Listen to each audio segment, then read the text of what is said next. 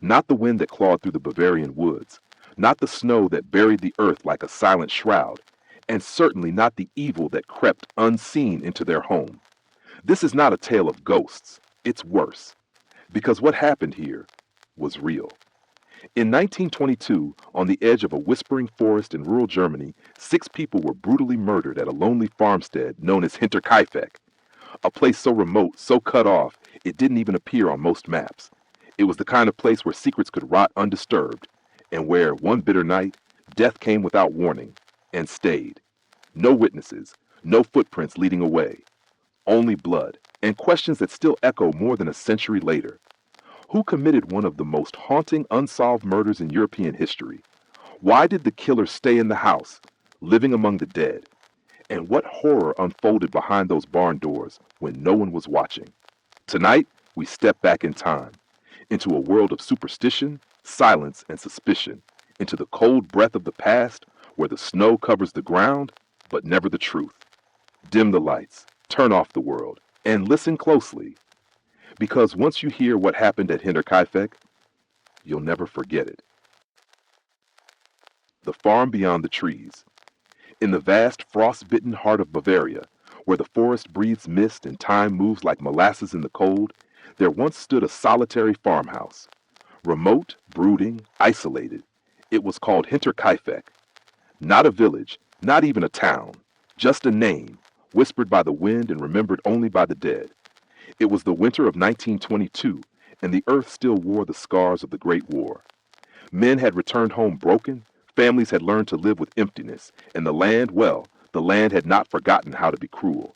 Hidden behind thick woods, a dirt path led to the Gruber farm, a house, a barn, a stable, and behind its closed doors, a family haunted by secrets. Andreas Gruber, the patriarch, was a man shaped by hard soil and harder beliefs. Harsh, distrustful, and known to rule his home with an iron fist. His wife, Cecilia, older now, quiet, some said cowed by years of his shadow. Their daughter, Victoria Gabriel, a war widow with 2 children of her own. Little Cecilia, barely 7, and Joseph, just 2 years old. He was rumored to be illegitimate, though in whispers, some said his father was not a stranger, but someone disturbingly close. And finally, there was Maria Baumgartner, the maid, hired only hours before fate would pull its veil over them all. The neighbors rarely visited. The Grubers, after all, kept to themselves. No one lingered at Hinterkaifeck. The trees around it stood tall and silent, as if keeping watch. But even trees cannot stop what creeps from within. In the days leading up to the murders, strange things began to happen. Small at first, barely worth a mention. A newspaper appeared on their doorstep, one no one in the family subscribed to. Footprints were found in the snow, leading from the forest toward the house, but never returning. Voices were heard in the attic. Tools went missing, only to reappear days later in strange places. Andreas, skeptical as ever, searched the barn and roof, but found nothing. He told neighbors, then brushed it off. Just tricks of the mind, perhaps. But the maid, she felt it. Something in the house watched her. Listened. 1 week before the tragedy, she left the Gruber farm in terror, saying it was cursed. And maybe it was. The new maid, Maria, had just arrived that March afternoon. The sun was setting behind gray clouds. Chickens clucked nervously. The cows stirred in the barn, unsettled. The youngest, little Joseph, was recovering from a fever, and Victoria hummed to soothe him. The family gathered for supper. That would be their last. What no one saw, what no one could have known, was that someone had already entered the farm. Whether it was hours, days, or weeks before, no one ever truly discovered. But that someone was already inside, waiting, watching, and that night, the axe would fall. But that is the next part of the tale. For now, remember this. Evil does not always knock. Sometimes it enters quietly and stays until no one is left to tell the tale.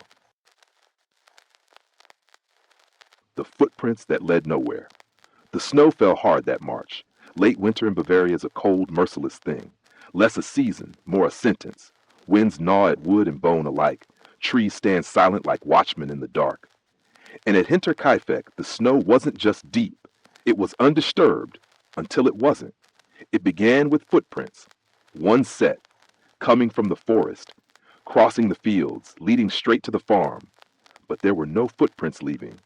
Andreas Gruber, the grizzled patriarch of the household, noticed it first. A hardened man in his 60s with eyes like chipped stone and a past too thick with silence. He told the neighbors, offhandedly, perhaps even with pride, that someone had been walking toward the house in the snow. But what he never explained was why there were no return tracks. And that wasn't the only sign. He'd heard footsteps in the attic at night, keys that vanished and reappeared, whispers when no one was there. A newspaper, one they didn't subscribe to, left inside the home. But Andreas said little. He didn't trust easily, least of all the police. He had secrets, the kind buried deep like rot under a floorboard. His daughter Victoria, a widow in her early 30s, still lived at home with her 2 young children, little Cecilia and baby Josef. There was also the maid, Maria Baumgartner, newly hired after the last one had fled, claiming the house was haunted. She wasn't wrong. In the days leading up to the murder, the farm pulsed with a strange, uneasy stillness. Crows circled. Dogs barked at shadows. The wind groaned against the barn like something trying to get in or out. But life, as always, pushed on. Cows needed milking. Wood needed chopping. The farm kept breathing, unaware or unwilling to accept the storm that was circling closer with each day. On March 31st, 1922, the final pieces fell into place. The sun set blood red over the white horizon. No one knew it then, but the Grubers were already marked. Something or someone had come out of the woods and crossed the snow. They didn't knock. They didn't break in.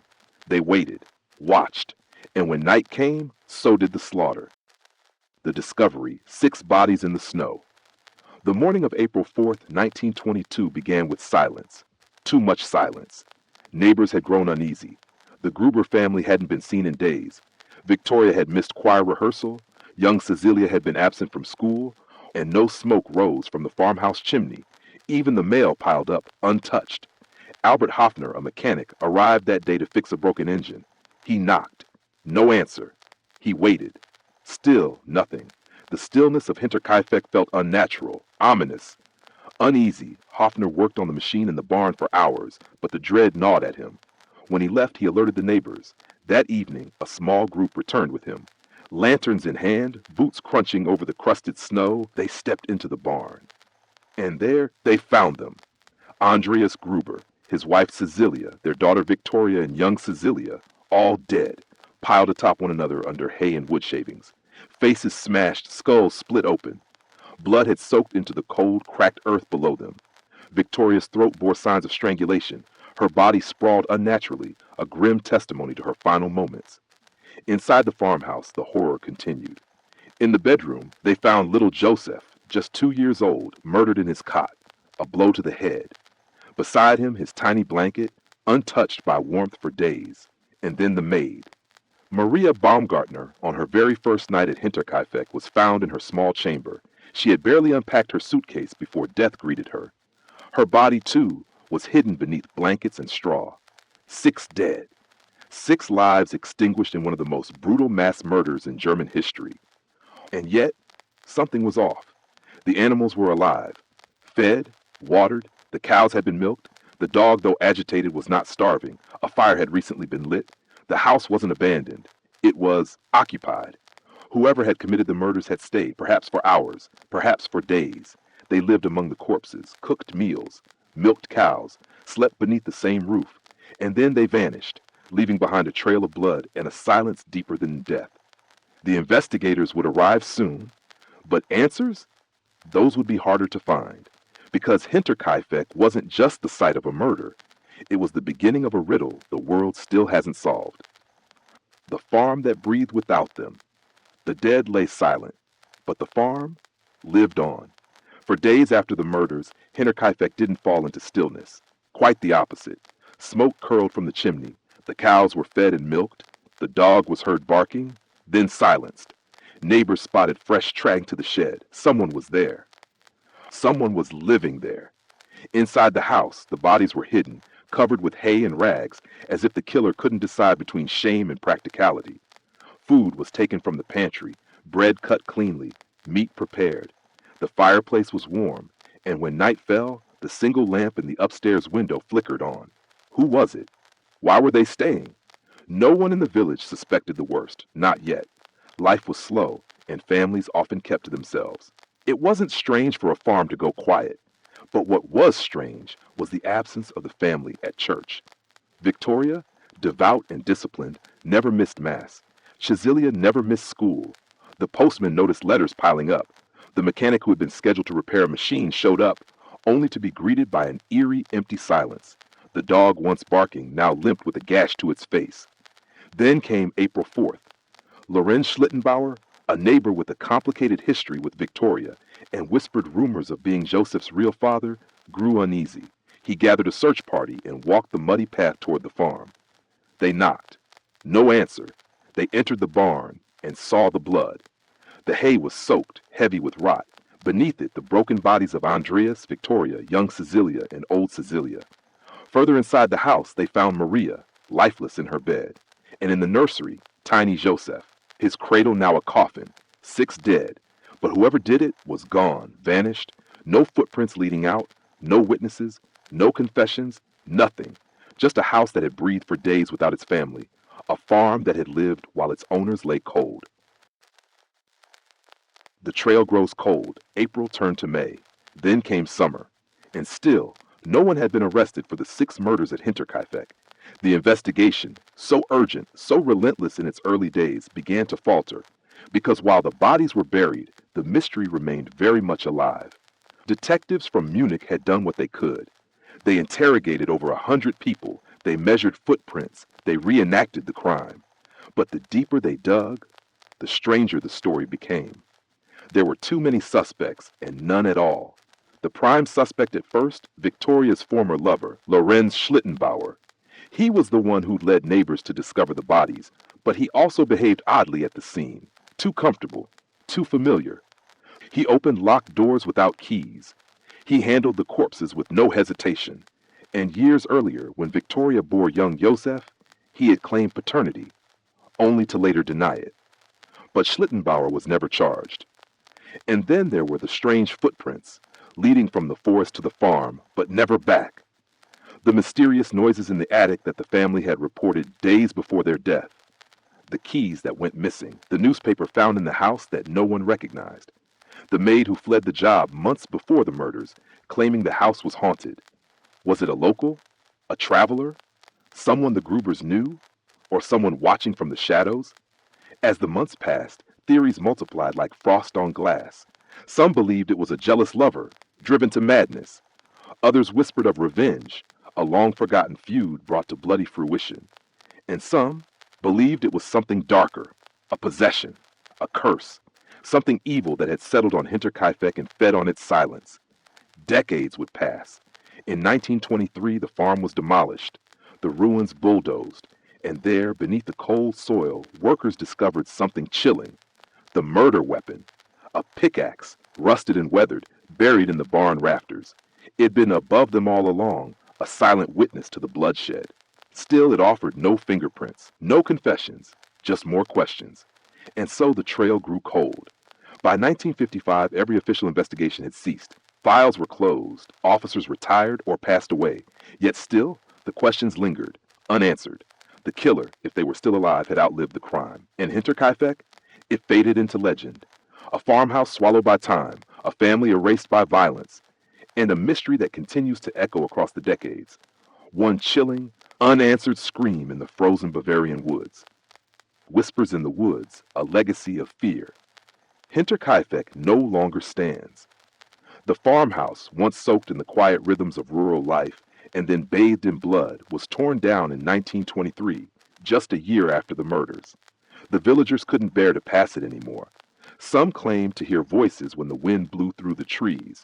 Others said they saw figures, tall, shadowed, watching from the tree line, only to vanish when approached. The land where the farm once stood is now empty. Just a stone cross marks the spot. But for many, the whispers never stopped. The case remains one of Germany's most chilling, unsolved crimes. Over the decades, hundreds of amateur sleuths and historians have pored over the files. New suspects are proposed, old ones re-examined. Descendants of the villagers still remember the tales their grandparents told in hushed tones about the screams no one heard, the footsteps no one followed, the evil no one caught. In 2007, Students at a German police academy reopened the files as a forensic case study. With modern profiling and psychological analysis, they concluded that one suspect stood out among the rest. But even then, they withheld the name, out of respect for surviving relatives. And so, Hinterkaifeck remains a mystery, a perfect storm of horror and silence. But the story echoes beyond Bavaria, because it's not just a tale about murder, it's about the fear of isolation, of being watched, of evil not from the outside, but from within your walls. It's about how the deepest darkness isn't always found in wild forests or on city streets, but in the quiet corners of ordinary life. A barn, a bedroom, a baby's crib. Hinterkaifeck asks us to look again at what we call safety. Because in March of 1922, safety was a lie. A family was slaughtered in their home while the world passed by in silence. The killer, whoever they were, wasn't a monster from folklore. They were human. And that is what makes it truly terrifying. So next time you're home alone and you hear a creak in the attic, or the dog growls at something just outside the window, ask yourself, what if someone is already inside? And what if they're not ready to leave?